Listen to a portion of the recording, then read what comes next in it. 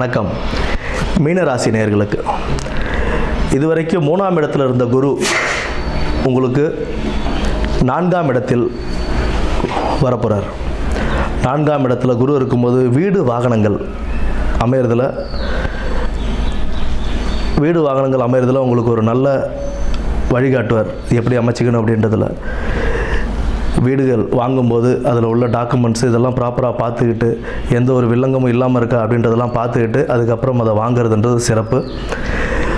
வாகனங்கள் வாங்கிறது ஒரு பக்கம் இருந்தாலும் வாகனங்களில் போகும்போதும் வரும்போதும் சற்றே கவனத்துடன் செயல்படுவதும் நல்லது. இந்த குரு பகவான் 4ஆம் இடத்தில் வர குரு பகவான் உங்களுடைய ராசிக்கு 4ஆம் இடத்தில் வரக்கூடிய குரு பகவான் 8, 10, 12 இந்த 3 இடங்களையும் பார்வையிடுறாரு. அதனால் உங்களுக்கு தொழிலில் ஒரு நல்ல முன்னேற்றம் இருக்குங்க. பதவி உயர்வு கிடைக்கிறதுக்கான வாய்ப்புகள் உண்டு. என்னதான் இருந்தாலும் ஜென்ம சனியாச்சு அப்படின்னும் போதும் ஜென்ம சனியாக இருந்தாலும் குரு அதனுடைய பார்வை 10ஆம் இடம் 12ஆம் இடம் பார்வை இருக்கும்போது பணியில் நல்ல உயர்வு கிடைக்கும். ஆனால் என்ன சனி பகவான் ஜென்ம சனியில் இருக்கிறதுனால உங்களுக்கு அதற்குண்டான அந்த தொழிலில் கொஞ்சம் கூடுதல் பொறுப்புகள் அதிகமாக இருக்கும். இப்போ ஒரு வேலை செய்கிற இடத்துல 2 வேலை செய்கிற மாதிரி இருக்கும். கூடுதல் பொறுப்புகள் அதிகம் கொடுப்பாங்க கம்பெனியில் உங்களுக்கு அப்படின்னா அதையும் சேர்ந்து நல்லபடியாக கவனத்தோடு செயல்பட்டு அதை பார்க்கும்போது அதற்குண்டான நற்பலன்கள் நல்லபடியாகவே வந்து நிற்கும். புதிய தொழில் ஆரம்பிக்கிறது அதில் சற்றே கவனம் தேவை.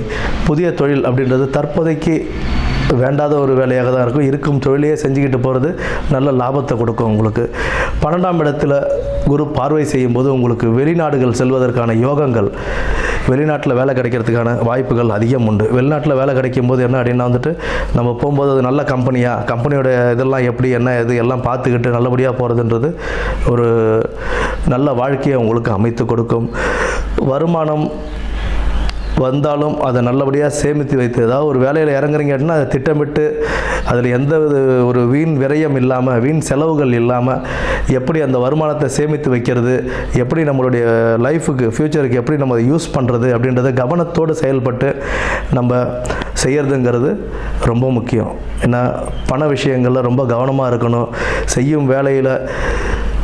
செய்யும் வேலை நல்லபடியாக நடக்கணும், அதில் நல்ல நமக்கு பேர் கிடைக்கணும் அப்படின்னா அதற்குண்டான கடின உழைப்பு அவசியமாக நமக்கு தேவை.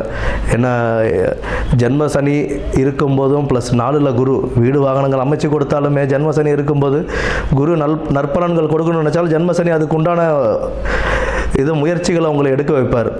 அந்த முயற்சிகள் நல்ல கடின உழைப்பாக இருந்தது அப்படின்னா அதற்குண்டான பலன்கள் நமக்கு கை மேலேயே கிடைக்கும்.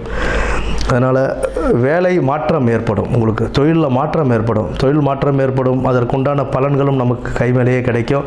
புதிய வேலை வாய்ப்புகள், புதுசாக நான் வேலை தேடிட்டு இருக்கேன் சார், எனக்கு வேறு எங்கேயும் வேலை கிடைக்கல, இருக்கிற வேலையை செய்கிறது ரொம்ப நல்லதுங்க.